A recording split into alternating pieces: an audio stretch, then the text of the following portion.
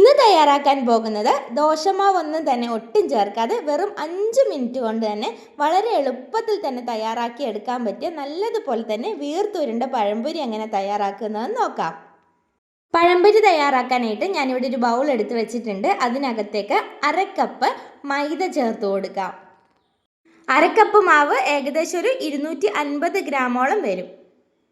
ഇനി ഇതിലേക്ക് 4 ടേബിൾ സ്പൂണോളം പച്ചരിപ്പൊടി കൂടി ചേർത്ത് കൊടുക്കാം. നമ്മൾ സാധാരണ പത്തിരിക്കും ഇടിയപ്പത്തിനും ഒക്കെ ഉപയോഗിക്കുന്ന അരിപ്പൊടി തന്നെയാണ് ചേർത്ത് കൊടുക്കുന്നത്. ഈ ചെറിയൊരു മധുരത്തിനായിട്ട് ഒരു 3-4 ടേബിൾ സ്പൂണോളം പഞ്ചസാര കൂടി ചേർത്ത് കൊടുക്കാം. പഴംപൊരിക്ക് നല്ലൊരു ക്രിസ്പിനെസ് കിട്ടാൻ വേണ്ടിയാണ് പച്ചരിപ്പൊടി ചേർത്ത് കൊടുക്കുന്നത്.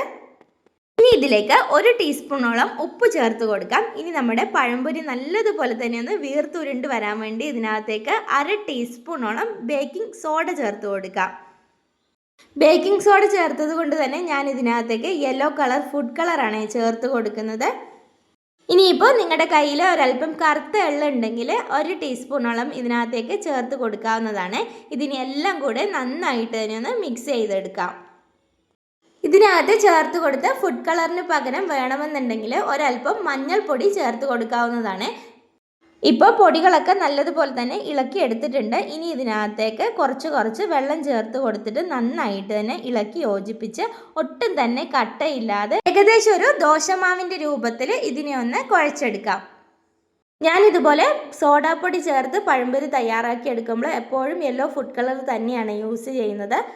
മഞ്ഞൾപ്പൊടിയും സോഡാപ്പൊടിയും ഒരുപോലെ ചേർത്ത് പഴംപൊരി തയ്യാറാക്കി എടുക്കുന്ന സമയത്ത് എപ്പോഴും ഈ യെല്ലോ കളർ മാറി ഒരു റെഡ് കളറിലാണ് എനിക്ക് പഴംപൊരി എപ്പോഴും കിട്ടാറുള്ളത്. ഇനി അത് എൻ്റെ മിസ്റ്റേക്കാണോ സോഡാപ്പൊടിയുടെ മിസ്റ്റേക്കാണോ എന്നറിയില്ല. പുതിയ സോഡാപ്പൊടി ഉപയോഗിച്ചാലും എപ്പോഴും ഇങ്ങനെ തന്നെയാണ് എനിക്ക് ഉണ്ടാകാറുള്ളത്. അതിനെന്തെങ്കിലും ഒരു പരിഹാരം ഉണ്ടെങ്കിൽ ഒന്ന് കമൻറ്റ് ചെയ്യാൻ മറക്കല്ലേ. ഇപ്പോൾ പഴംപൊരിയുടെ മാവ് ഒട്ടും തന്നെ കട്ടയില്ലാതെ നല്ലതുപോലെ തന്നെ ഞാനിവിടെ ഇളക്കി യോജിപ്പിച്ചെടുത്തിട്ടുണ്ട്. ഇതാണ് ഇതിൻ്റെ കറക്റ്റ് പരുവം എന്ന് പറയുന്നത്. ഒട്ടും തന്നെ ഒലിച്ചു പോകാൻ പാടില്ല. നല്ലതുപോലെ തന്നെ തിക്കായിട്ടുണ്ടാവണം. നമ്മൾ പഴം മുക്കി പൊരിക്കുമ്പോൾ പഴത്തിൽ നല്ലതുപോലെ തന്നെ കോട്ട് ചെയ്തിരിക്കുന്ന രൂപത്തിലാണ് പഴംപൊരിയുടെ മാവ് തയ്യാറാക്കിയെടുക്കേണ്ടത്. സോഡാപ്പൊടി ചേർത്ത് കൊടുത്തത് കൊണ്ട് ഒരു 5 മിനിറ്റ് ഇതിനെ ഒന്ന് റെസ്റ്റ് ചെയ്യാനായിട്ട് മാറ്റി വെക്കാം. ഇപ്പോൾ പഴംപൊരിയുടെ ബാറ്റർ റെസ്റ്റ് ചെയ്യാൻ വെച്ചിട്ട് ഏകദേശം ഒരു 5 മിനിറ്റ് കഴിഞ്ഞിട്ടുണ്ട്. ഇനി നമുക്ക് വേഗം തന്നെ പഴംപൊരി തയ്യാറാക്കാൻ തുടങ്ങാം. അതിനായിട്ട് ഒരു പാൻ നല്ലതുപോലെ തന്നെ ചൂടായി വന്നു കഴിഞ്ഞാൽ പഴം ഫ്രൈ ചെയ്യാൻ ആവശ്യമായ എണ്ണ ചേർത്ത് കൊടുക്കാം. ഞാനിപ്പോൾ വെജിറ്റബിൾ ഓയിലാണ് ചേർത്ത് കൊടുക്കുന്നത്. വെളിച്ചെണ്ണ ചേർത്ത് കൊടുത്താലും കുഴപ്പമൊന്നുമില്ല. പഴംപൊരി തയ്യാറാക്കി എടുക്കുമ്പോൾ പഴം നല്ലതുപോലെ തന്നെ മുങ്ങിക്കിടക്കുന്ന പാകത്തിനുള്ള എണ്ണ വേണം ഇതിനകത്തേക്ക് ചേർത്ത് കൊടുക്കാൻ. ചൂടായി വരുന്ന സമയം കൊണ്ട് പഴംപൊരിക്ക് ആവശ്യമായ പഴം ഇതുപോലെ ഒന്ന് മുറിച്ചെടുക്കാം. ഞാനിപ്പോൾ ഒരു പഴം 2ആയി മുറിച്ചതിന് ശേഷം കനം കുറച്ച് നീളത്തിൽ ഇതുപോലെ മുറിച്ചെടുത്തിട്ടുണ്ട്. ഇപ്പോൾ എണ്ണ നല്ലതുപോലെ തന്നെ ചൂടായി വന്നിട്ടുണ്ട്. ഇനി നമ്മൾ നേരത്തെ റെസ്റ്റ് ചെയ്യാൻ മാറ്റി വെച്ചിരിക്കുന്ന മാവിലേക്ക് ഇപ്പോൾ നമ്മൾ ചെറുതായി മുറിച്ചെടുത്തിരിക്കുന്ന ഓരോ പഴവും ഇതുപോലെ നന്നായിട്ടൊന്ന് മുക്കിയതിന് ശേഷം ചൂടായ എണ്ണയിലേക്ക് ഇട്ട് കൊടുക്കാം. പഴംപൊരി തയ്യാറാക്കി എടുക്കുമ്പോൾ എണ്ണയ്ക്ക് നല്ലതുപോലെ തന്നെ ചൂട് വേണം. നല്ല ചൂടിൽ വേണം നമ്മൾ പഴംപൊരി തയ്യാറാക്കി എടുക്കാൻ. എന്നാൽ മാത്രമേ നല്ല പെർഫെക്റ്റ് ആയിട്ടുള്ള പഴംപൊരി നമുക്ക് കിട്ടുകയുള്ളൂ. ഈ വീഡിയോ കണ്ടുകൊണ്ടിരിക്കുന്ന സമയത്ത് ഏതെങ്കിലും കൂട്ടുകാർ ഈ ചാനൽ ഇതുവരെയും സബ്സ്ക്രൈബ് ചെയ്യാതെ കാണുന്നതെന്നുണ്ടെങ്കിൽ വേഗം പോയിട്ടൊന്ന് സബ്സ്ക്രൈബ് ചെയ്തേക്കണേ. അതുപോലെ തന്നെ ആ തൊട്ടടുത്ത് കാണുന്ന ബെൽ ബട്ടൺ കൂടി ഒന്ന് എനേബിൾ ചെയ്ത് ഓൾ എന്ന് പ്രസ് ചെയ്യാൻ മറക്കല്ലേ. എന്നാൽ മാത്രമേ ഞാൻ അപ്ലോഡ് ചെയ്യുന്ന പുതിയ റെസിപ്പി വീഡിയോകൾ പെട്ടെന്ന് നോട്ടിഫിക്കേഷനായിട്ട് നിങ്ങൾക്ക് കിട്ടുകയുള്ളൂ. ഇനി മീഡിയം ടു ഹൈ ഫ്ലെയിമിലിട്ട് 2 മിനിറ്റ് ഒരു സൈഡ് നല്ലതുപോലെ തന്നെ ഒന്ന് ഫ്രൈ ആവുന്നത് വരെ ഒന്ന് വെയിറ്റ് ചെയ്യാം. ഇപ്പോൾ ഒരു സൈഡ് ഫ്രൈ ചെയ്യാൻ വെച്ചിട്ട് ഏകദേശം ഒരു 2 മിനിറ്റ് കഴിഞ്ഞിട്ടുണ്ട്. ഇനി മെല്ലെ ഓരോ പഴംപൊരിയും ഇതുപോലെ ഒന്ന് തിരിച്ചിട്ട് കൊടുക്കാം.